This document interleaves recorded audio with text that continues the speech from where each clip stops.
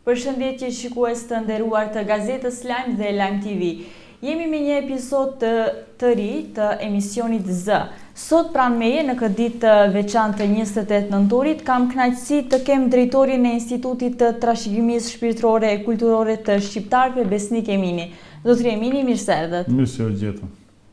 Zotri Emini, do të fillojmë nga jo se cila është domethënia historike e 28 nëntorit për shqiptarët, për te simbolikës së flamurit. Po, siç dihet tani më botërisht, 28 nëntori i vitit 1912 është një datë historike, jo vetëm për Shqipërinë, por edhe gjithë shqiptarët kudo që jetojnë, për shkak se ajo datë është një moment historik që i kurorëzoi gjitha përpjekjet e mëparshme që u bën gjatë shekujve të mëparshëm në kontekst të drejtave për të patur një organizim shtetëror apo shtet, gjë që ishte normale për të gjithë popujt që kërkonin liri. Përndryshe, viti 1912 është një pikë të them ashtu kulmore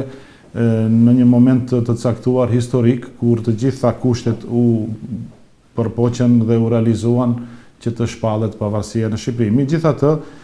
janë shumë ngjarje historike, shumë momente të ndryshme që i kanë paraprirë kësaj date historike në përpjekjen e shqiptarëve për ngritje kulturore, për zgjim kombëtar,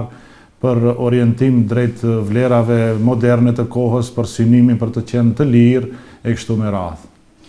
Zotri Emini, dua të kaloj tek ajo pjesa sepse ekziston një mendim i përhapur se shqiptarët e Shkupit kishin një rol të veçantë në atë periudhë. Sa është i vërtet ky vendim? Kuptohet, shqiptarët në Shkup, por Shkupi si qytet ka qenë një qendër e rëndësishme e lëvizjes kulturore dhe kombëtare shqiptare gjatë shekujve të kaluar. Aty janë kryer shumë aktivitete, janë zhvilluar shumë ngjarje historike. Mjafton të përmendim që në Shkup ka vepruar edhe për shembull lidhja e Prizrenit, flas për historinë më të re të shqiptarëve. Në Shkup dhe në rrethinat e Shkupit është zhvilluar edhe kryengritja e dervishçarës në vitet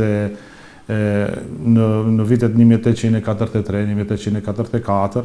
Në këtë kontekst edhe lidhja e Prizrenit në vitin 1878, një ndër degët e saj më aktive kishte degën e Shkupit, e cila ishte një degë mjaft e rëndësishme që kreu shumë aktivitete në këtë kontekst. Pastaj duhet të themi që në Shkup botohej edhe një gazetë mjaft e rëndësishme e kohës, gazeta Shkupi, që doli në periudhën e viteve 1911-1912, mirë po për shkak të fillimit të luftrave ballkanike, kjo gazetë u shua. Gazeta botohej nga Jashar Erebara, i cili në atë kohë nxori disa numra të kësaj gazete që u shpërndan gjithandej ku kishte lexues kjo gazetë. Pastaj këtu ekzistonte klubi i Shkupit që merreshte me organizimin e kësaj veprimtarie. Ishin shumë veprimtarë, përndryshe edhe kryengritësit shqiptarë çliruan Shkupin në vitin 1912. Ata në këtë kontekst, kjo është edhe dokumentuar. Përndryshe në këtë periudhën e fundit të pranisë osmane në Ballkan, Shkupi ka luajtur një rol mjaft të rëndësishëm në komunikimet edhe me qytetet tjera, për shkak se këtu në Shkup në vitin 1876, domethënë u realizua ndërtimi i hekurudhës që lidhte Selanikun me Shkupin, e cila hekurudhë vazhdoi për mëtej lidhte Ferizajin, Prishtinën, për të pasur si pikë të fundit Mitrovicën, që bëri Shkupin një qytet mjaft të përshtatshëm edhe për arsye të komunikimit hekurudhor, që ishte një ndër format më moderne të transportit, kështu që Shkupi përveç që ishte një qendër tregtare, ekonomike, kulturore e kështu me radhë, ishte edhe një qendër mjaft e rëndësishme edhe kulturore edhe për shqiptarët. Pra, në këtë kontekst Shkupi ka luajtur një rol mjaft të rëndësishëm në lëvizjen kulturore shqiptare, në lëvizjen kombëtare në përgjithësi. Përmendet se Shkupi ka luajtur një rol të rëndësishëm. Dua t'ju pyes se në aspekt historik, a do të kishte qenë e mundur që pavarësia të shpallej në Shkup? Gjithsesi që kanë ekzistuar edhe opsione të tilla që pavarësia të shpallet në Shkup, megjithatë në këtë kontekst kushtet faktike kanë diktuar që një gjë e tillë të ndodhë diku tjetër, për shkak se duhet të themi edhe atë që Ballkani ka qenë shumë i trazuar gjatë vitit 1912. Pikërisht në këtë periudhë perandoria osmane ishte në pikën e saj më kritike të mbijetesës së saj në Ballkan. ndërkaq te popujt e Ballkanit ishin shtuar ambicet e popujt tjerë të Ballkanit, të cilët tashmë kishin shtetet e tyre që i kishin krijuar shumë më herët, ata u sulën drejt zgjerimit të kufive të tyre. Në këtë kontekst shpërtheu edhe lufta e parë edhe lufta e dytë ballkanike, që pamundsoi, të them ashtu, kushtet për të shpallë pavarësia në një vend të caktuar, një qytet tjetër e kështu me radhë. Dhe kjo çështje u bë e mundur vetëm në Vlorë në 28 nëntor 1912, por përsëris që mundësi dhe opsione ka pasur për të u shpallur edhe në qytete të tjera, edhe Shkupi ka qenë njëri prej qyteteve që veprimtarët e asaj kohë kanë menduar të marrin aktivitetet e tilla, mirë po historia, datat e kanë treguar që kjo ka ndodhur në një vend tjetër, po kjo nuk e nënvlerëson ose nuk e ul rëndësinë e qytetit të Shkupit në këtë lëvizje.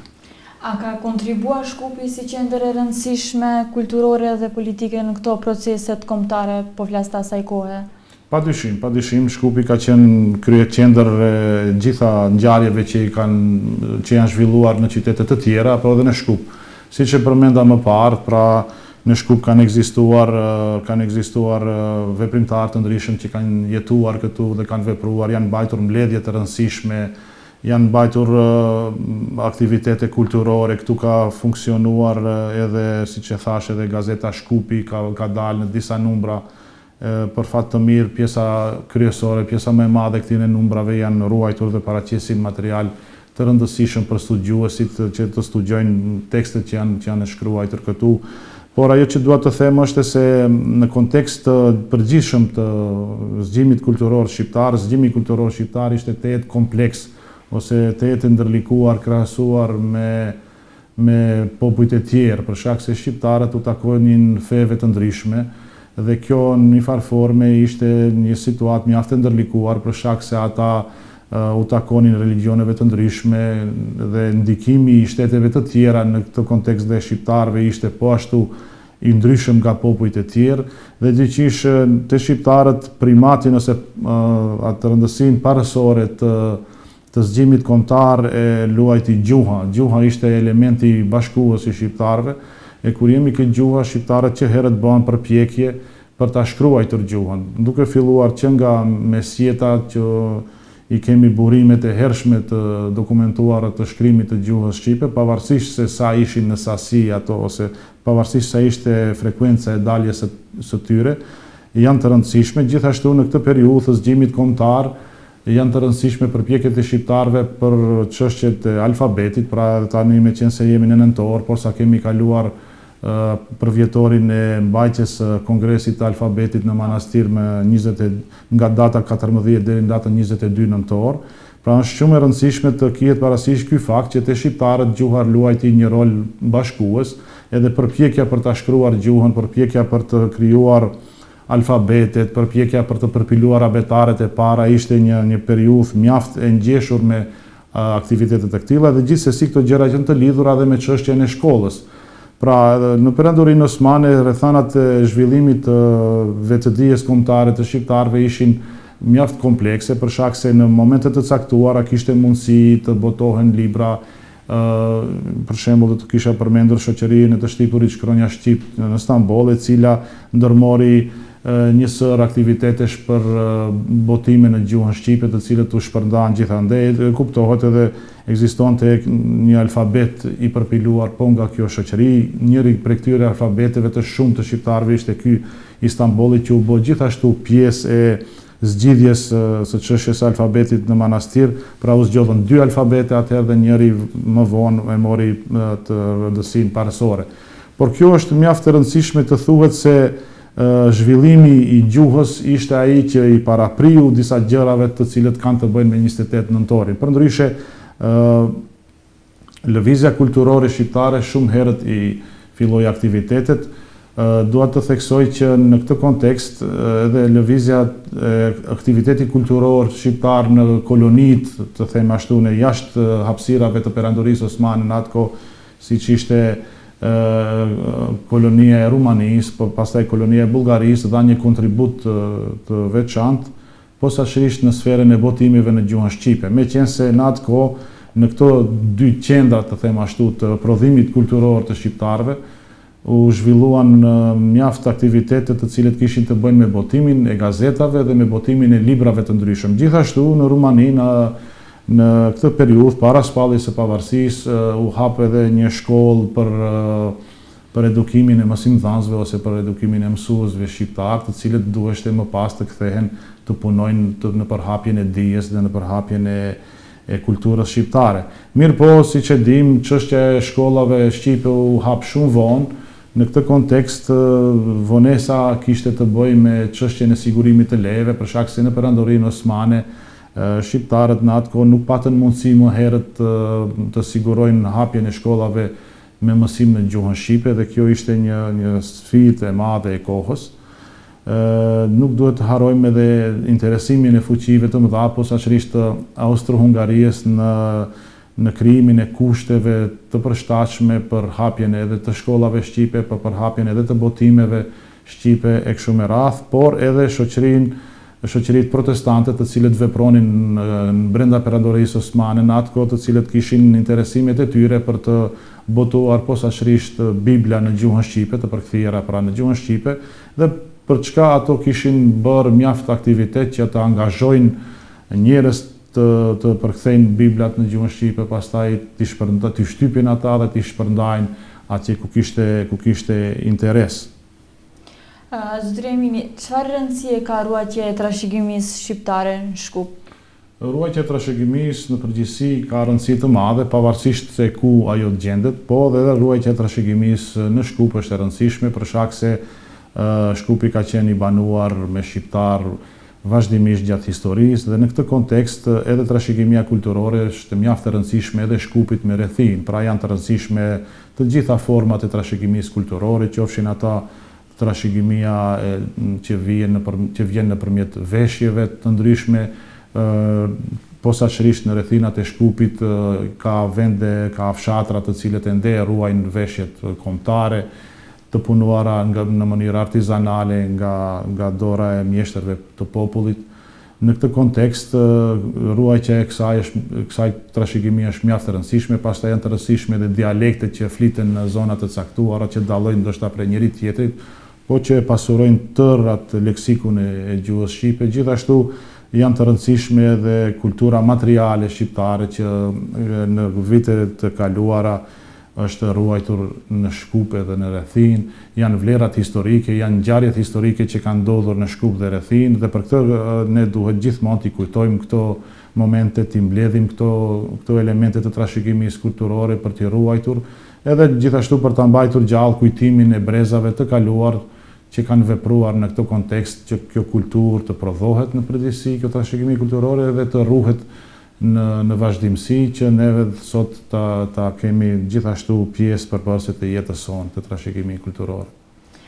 Si historian e dini shumë mirë ju se sa shqiptarët kanë vajtur më herët, sa kanë kontribuar. Dua t'ju pyes në fund se cili është një mesazh që sot në këtë ditë do përcjellje brezave të rinj? Kisha dashur t'u përcjell që të kenë më shumë kujdes, më shumë vëmendje në trashëgimisë kulturore, ta respektojnë atë, ti kushtojnë vëmendje vlerave kulturore, duke filluar edhe kujtesës që ka të bëjë çdo familje, ka një kujtesë të veten për të kaluarën, për paraardhësit e kështu me radhë, dhe në këtë kontekst kisha dashur që çdo gjë që ka të bëjë me trashëgiminë kulturore së pari në familje të kenë më shumë kujdes, ta ruajnë ata, duke filluar nga fotografi të vjetra familjare, letra nëse kanë, se dikur komunikimi është zhvilluar me anë të letrave. Pastaj nëse kanë xhirime ose incizime të bëra në periudhën e kaluar, t'i ruajnë dokumentet personale, qofshin ata deftesa shkollore ose dokumenta personale të natyrës tjetër, se e tërë kjo bën pjesë në trashëgiminë kulturore. Edhe trashëgimia kulturore kuptohet është e pranishme edhe në familjet, t'i ruajnë veshjet kombëtare, veshjet më të vjetra të brezave që i kanë përdorur më parë dhe që i kanë ruajtur me vite në për arkat familjare kështu me radhë. Pra në këtë kontekst duhet të bëj një apel që të gjithë familjet mos t'i hudhin lehtë këto gjëra që i kanë ruajtur me vite, po t'i konsiderojnë si një pasuri familjare, sepse nesër çdo gjë që kalon, me thënë, një afat të caktuar kohor që bëhet e vjetër, ka një vlerë historike. Zotëri Emini, faleminderit shumë që ndatë kohë. Faleminderit edhe juve për ftesën, urime të gjithëve, festat e nëntorit në përgjithësi, posaçërisht juve si medie që përpiqeni të bëni afirmimin e vlerave. Faleminderit shumë. Shikues të nderuar, deri në episodin e radhës, bashkë mirupafshim.